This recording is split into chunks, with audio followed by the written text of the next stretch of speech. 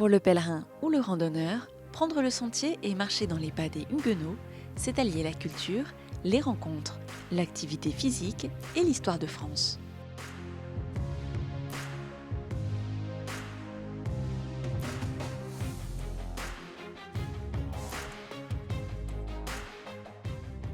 Une randonnée sur les sentiers secrets et les chemins cachés pour suivre au plus près l'exil des Huguenots. Riche en diversité des paysages, le parcours est aussi et surtout chargé d'histoire. En 1598, Henri IV promulgue l'édit de Nantes qui permet aux protestants de pratiquer librement leur religion, dans une France majoritairement catholique. Il souhaite ainsi mettre fin aux guerres de religion qui sévissent depuis 36 ans.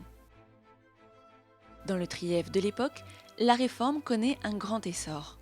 Le protestantisme se développe à l'abri des montagnes et aussi de la présence de François de Bonne, huguenot qui deviendra duc de Lesdiguières, chef militaire et dernier connétable de France.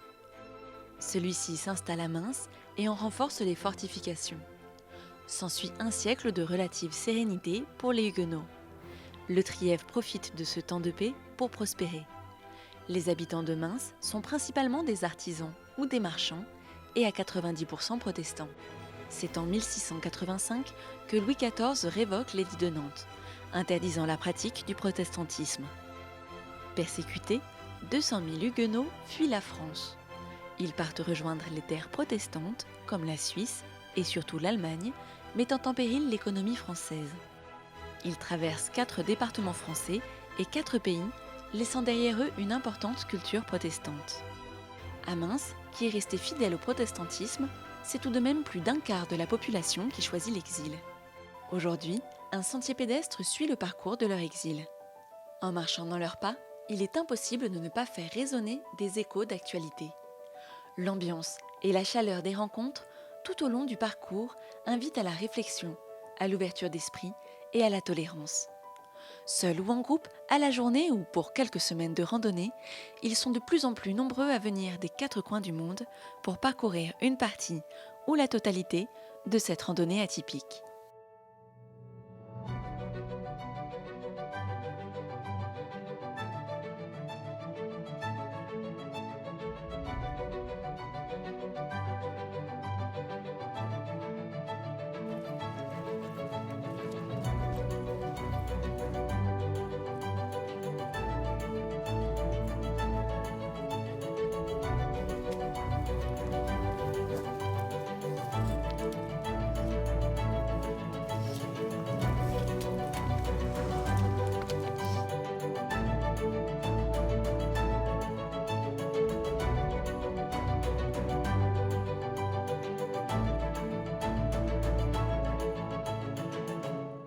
Le sentier initialement, il partait de Pointe-Laval dans la Drôme, parce qu'il y a un musée du protestantisme, donc c'est là qu'on a basé le départ initial du sentier, pour remonter jusqu'à Bad Karlshafen en Allemagne, c'était 1800 km. Et là aussi, dans cette ville allemande, il y a un musée du protestantisme. Et depuis l'année dernière, on a eu une extension de ce sentier qui part maintenant de Mialet, dans les Cévennes. Ça rajoute à peu près 350-370 km au sentier, ce qui fait qu'aujourd'hui il a 2200 km. Ce sentier a été reconnu en 2005 itinéraire culturel européen et puis en 2007 il a été déclaré GR, donc c'est le GR 965. Donc aujourd'hui c'est la Fédération française de randonnée qui a repris à son compte l'entretien et le balisage du sentier. Alors au départ il y avait le petit pèlerin qu'on voit sur fond bleu qui balisait le sentier et puis là maintenant on a les marques GR blanc et rouge.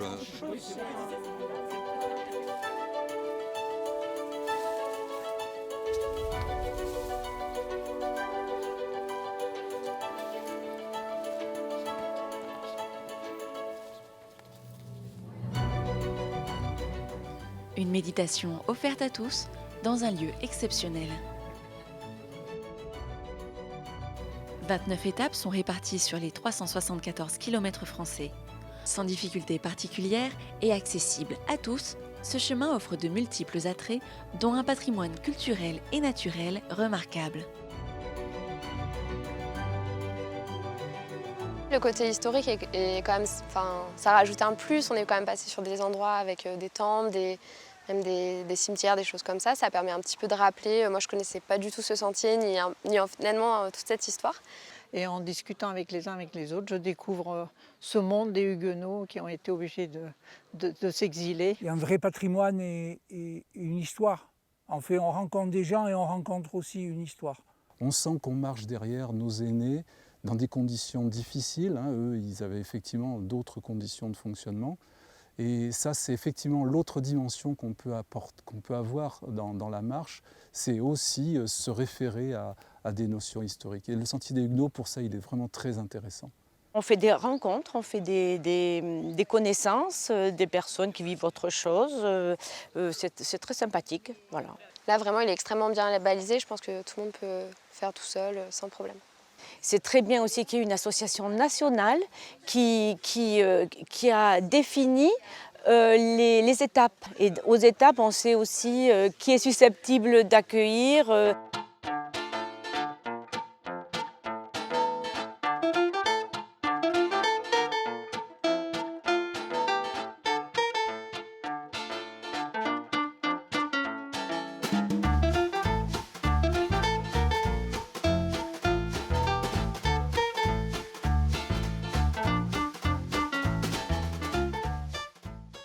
On rentre en symbiose avec la nature. Si on prête un peu attention, on voit beaucoup de choses. Et donc ça, j'adore. Ça me met dans un état presque qui se rapproche d'une forme de méditation. Même quand je dois forcer, je suis... on croit qu'on ne voit pas, ben si, on observe beaucoup de choses et avec beaucoup d'intensité. Il y a des temps de méditation, c'est sûr que ces lieux sont très propices, c'est vraiment magnifique. Même si on fait un aller-retour, l'aller est toujours différent du retour. Donc en fait, on voit toujours des choses nouvelles et on rencontre aussi beaucoup d'animaux, de fleurs, de gens très variés. Et c'est ça qui fait l'intérêt de la marche. Au pied du Mont Aiguille et de l'Aubiou, le sentier traverse Mins, capitale du Trièves. La ville garde de nombreux vestiges de son histoire qui vibrent encore derrière les murs et les pavés. Les traditions et les savoir-faire ont perduré dans l'artisanat local.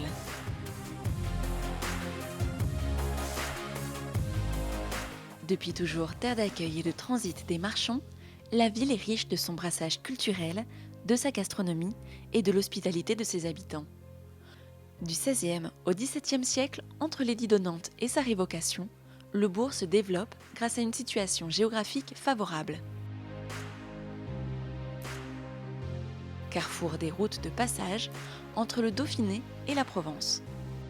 Pendant la période de l'édit de Nantes, et même plusieurs années après, pendant tout le XVIIIe siècle, Mins a connu une grande activité. C'est surprenant parce qu'il y a eu un exil important, plusieurs dizaines de familles sont parties, mais le bourg a gardé une activité industrielle, les clous, le chanvre, la laine. Et dans ce contexte, l'école, sous l'influence des protestants, a été un élément très important du développement, d'autant plus que les catholiques qui avaient repris pied ont fait concurrence. Et c'est dans ce climat que s'est développée, notamment au XIXe siècle, l'école modèle protestante, que Guizot avait appelée la première école normale de montagne. Et à partir de là, c'est l'époque où Mins a environ 2200 habitants, le point culminant de sa population. Puis enfin, on est rentré ensuite dans la fin du XIXe siècle, XXe siècle, et c'est une autre évolution qui s'est produite. Les religions ayant su cohabiter, Mins est une ville à deux églises. Une catholique, datant du XIIe siècle, et un temple protestant de 1561. Un symbole fort et rare. Son économie est tournée depuis la période gallo-romaine autour de son marché aux chanvres et de sa foire à bestiaux, dont on peut toujours apprécier les halles qui abritent le marché hebdomadaire.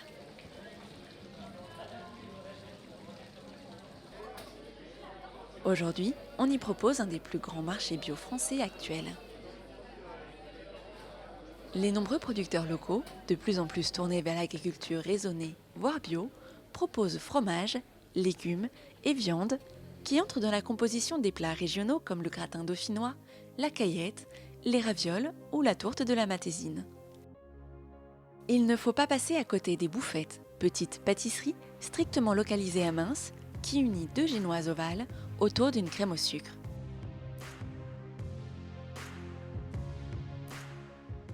Situé au cœur du quartier historique de Mins, le musée du Trièves retrace l'histoire des hommes et des femmes qui ont façonné l'un des rares espaces préservés des Alpes, où les paysages et les villages ont été maintenus dans un remarquable état de conservation. Territoire préservé, il réserve pour celui qui prend le temps de le découvrir de nombreuses surprises.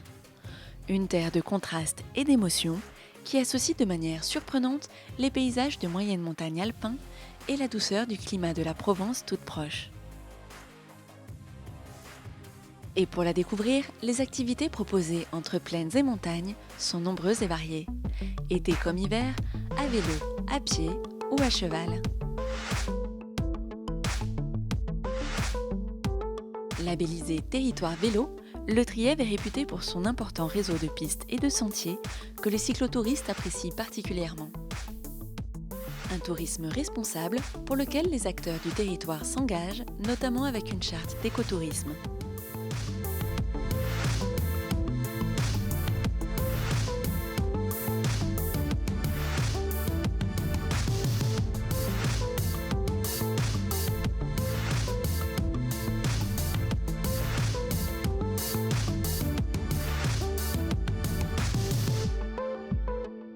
Mins offre une parenthèse idéale pour se ressourcer, se cultiver et se divertir toute l'année avant de repartir sur les pas des Huguenots.